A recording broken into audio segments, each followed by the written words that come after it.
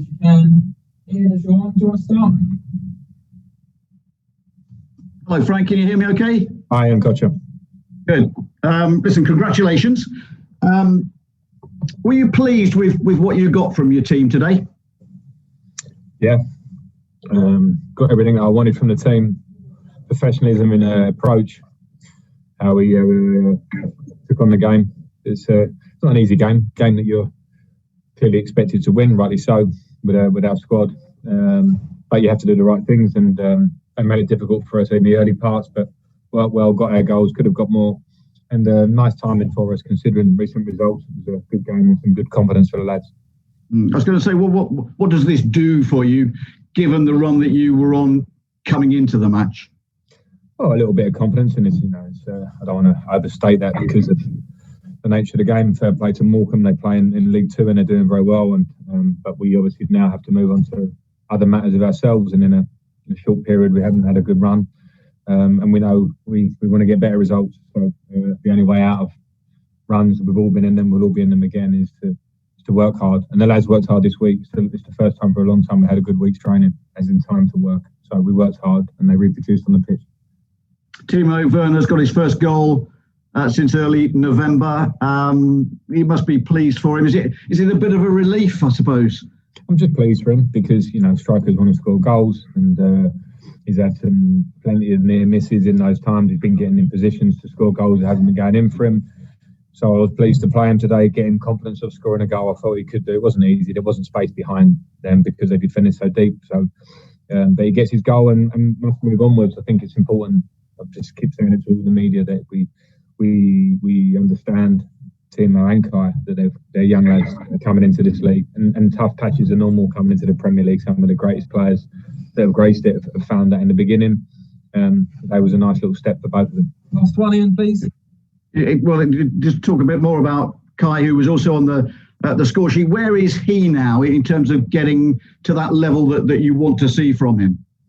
Well, I think the level is, I can't call that, because I think there are numerous levels that Kai can go up because of the potential of him as a player, because again, he's young, and even in his short period at Chelsea here, it's been unfortunate that he had COVID and suffered a bit in coming back from that. Today I saw him, and again in the week I've seen him training and seen him looking fitter, stronger, and there are levels to go up for Kai. And again, we have to remain patient because he's come here and has a huge amount of talent. But we'll have to get accustomed to the league. We'll have to get accustomed to the speed of the league and the pace of the league. He's spoken quite openly about that as well. And we as the club must support him for that, because we're doing it for now and for the future, him and Timo. So, today, again, I'm not overstating it. It was a small step in the big picture, but a step made in a good way by both of them. Hi, Frank. Can you hear me okay? Okay, Jerry, gotcha. Your academy boys did particularly well today. I thought Mason, Callum, and particularly Billy Gilmore in the middle of the midfield. Is he pushing for a first team place now on a regular basis, do you think?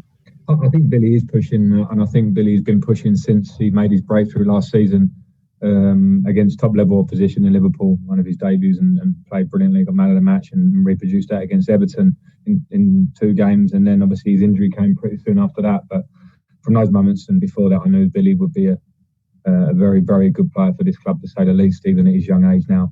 So he's pushing. He came in, his attitude was good, he moves the ball well. He did it when he came on against Man City last week. And when you talk about the academy players, I agree. People talk about, and I talk about the youth of this squad, but also the youth of the squad performing very well for us. But what we can't ask for the youth of the squad sometimes is to absolutely be consistent and be killers like other players in the league are, in terms of the numbers that they produce and the consistency they produce. That will come for our lads. But at the moment, I think their own contributions are good. And I agree with you, Callum and Mason as well. Nick Fuel. Hi, Frank. Obviously, some people wonder about you perhaps maybe playing a natural number 10 in your system. But do we see today, especially with Callum's goal, how it can work, most fluidly, and what you kind of want from the 2 8s? You've got one winger coming short, one going beyond the centre forward, and is that the kind of blueprint of what you want, and what the system can do when it's at its most dangerous? Yeah, I believe it is, and I've heard and seen some people talk about the system of 2 8s. as if they talk about it like as a rigid system, and the eights have to do running straight lines up and down the pitch, starting from deep and ending up higher. It doesn't end that way, but have to be that way, particularly if you have players with attributes and different qualities like Kai Havertz, like Mason Mount, like Mateo Kovacic, players, N'Golo Kante, players will play in different ways. But if you play players that are happy to arrive into the position between the lines of what might be seen as a number 10, it can be even more dangerous than starting in that position and staying there the whole game. So for me, a fluid midfield means that players can arrive into that area.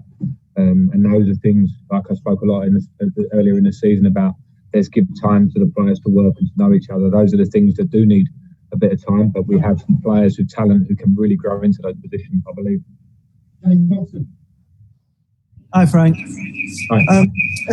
A goal for Callum today, and it seems like now he's really making an impact whenever he comes on or when he starts as well. I just wonder how far away he is from actually getting a run in the team now. Obviously, got a lot of competition in the places that he plays, but he's really performing well. Callum's playing well. Callum is improving and has improved and is improving, and there's much more to come from Callum. But I think his application in training, his desire to look at his game, and to the goals like today are a fantastic example from running and breaking the line and ending up in a central area like a striker made it, because that's what the modern day winger does.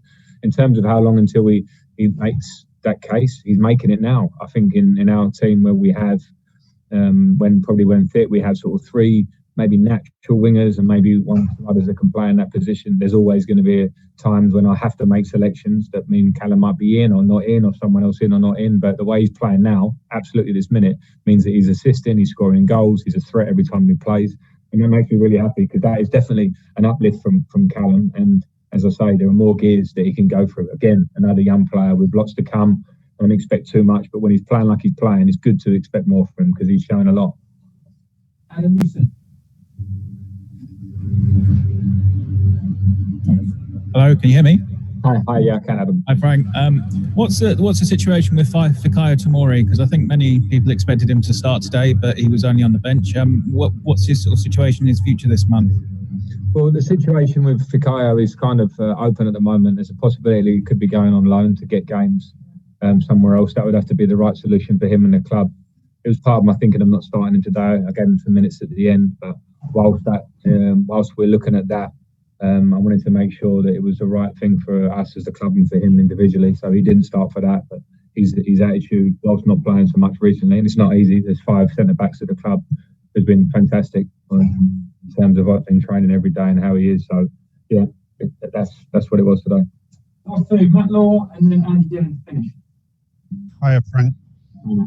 I just wondered if the team selection today was a reflection of the difficult moment they'd been going through recently, or whether you were always going to sort of pick a very strong team in the FA Cup. And also, is that exactly what you wanted from Ziyech, Werner and Havertz, just to get some sort of positivity and momentum into their game?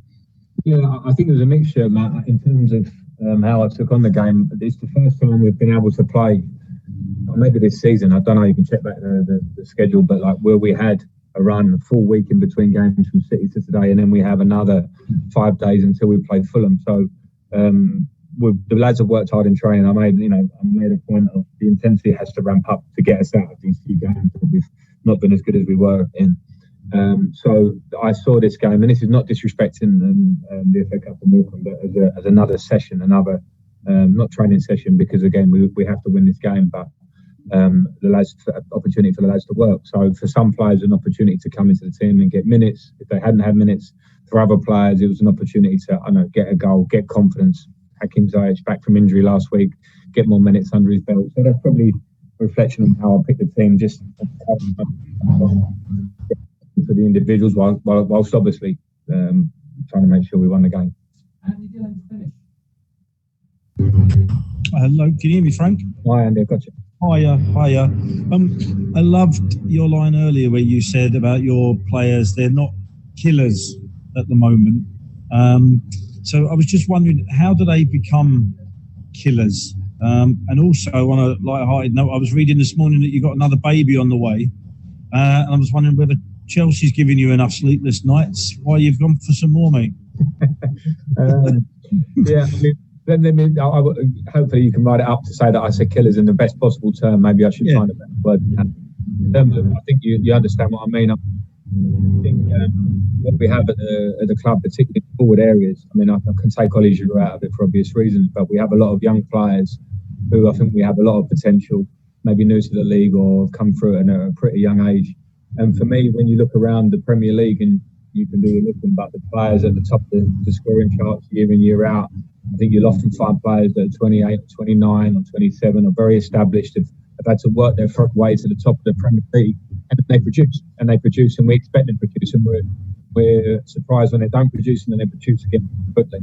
I think with our players, people look at price tags or look at name and actually expect every week to be producing at those sort of levels, and I believe they will, these players, but I believe there's also work to be done realistically to get them to produce the numbers that will hopefully make us bridge the gap to where we are challenging for league titles, etc. Because I've played in teams that won titles regularly, and you need those killers. I've said it again, but strikers that score 20 plus, defenders that will defend and keep clean sheets. So throughout the team, those sort of players. With us, I think we have huge potential. We have some players in the team already that have been there and done it, and they're massively important to keep so long.